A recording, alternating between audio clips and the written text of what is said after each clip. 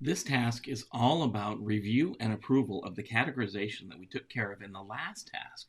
So this task is generally handled by the authorizing official or their representative to approve the categorization levels that we determined in the previous task. So let's jump into the video.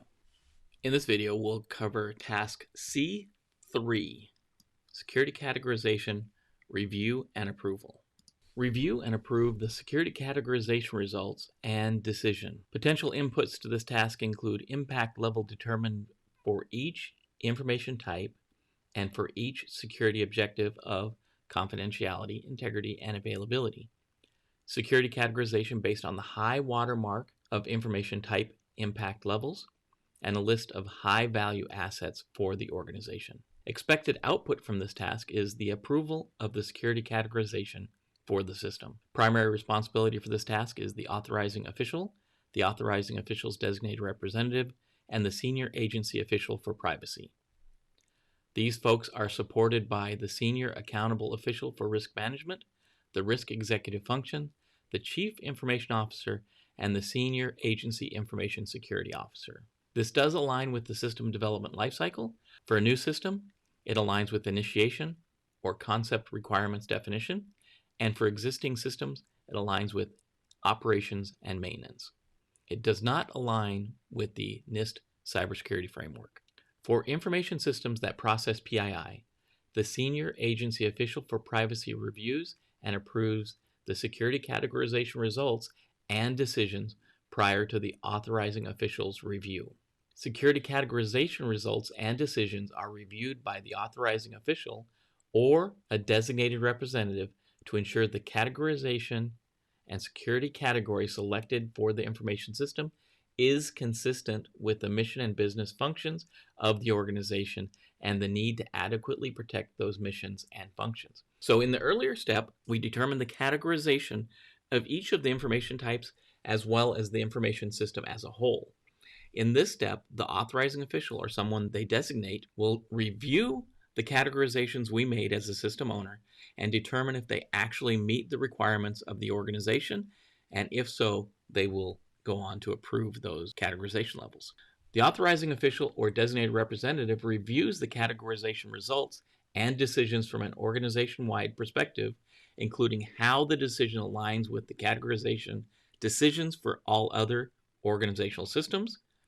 The authorizing official collaborates with the senior accountable official for risk management or the risk executive function to ensure that the categorization decision for the system is consistent with organizational risk management strategy and satisfies requirements for high-value assets if that's applicable. So this goes back to the organizational risk assessment and the organizational risk management program.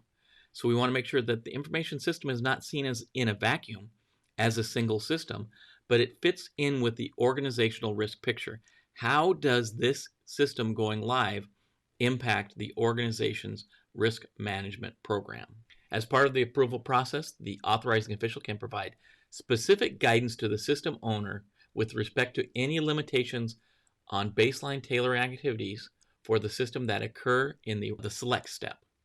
That's task S2 that's coming ahead. So they're going to provide tailoring guidance now, and maybe they'll say things like, do not remove any logging or auditing controls from this control set. Make sure that antivirus or malware protection is put in place.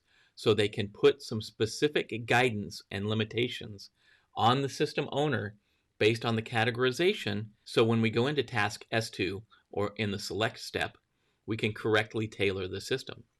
If the security categorization decision is not approved, the system owner initiates steps to repeat the categorization process and resubmits the adjusted results to the authorizing official or designated representative. So essentially what we're saying here is if the AO or the AODR does not agree with how the system was categorized or how individual information types were categorized by the system owner, they can reject it, send it back to the system owner, and they will have to complete this task again later after recategorizing the information types and the information system. System registration information is subsequently updated within the approved security categorization information. So we see that in step prepare 18, back to the prepare step. References for this task are FIPS 199, Special Publications 830, 39, and 160 Volume 1, as well as CN SSI 1253 and the NIST Cybersecurity Framework. In this module, we discuss tasks C3, its inputs, outputs, roles, responsibilities, and its SDLC and CSF alignment. We discussed PII, the authorizing official review, the authorizing official approval, and then registration information updating. We also didn't talk about it, but once we get this approval, we need to make sure that that's updated in the system security plan.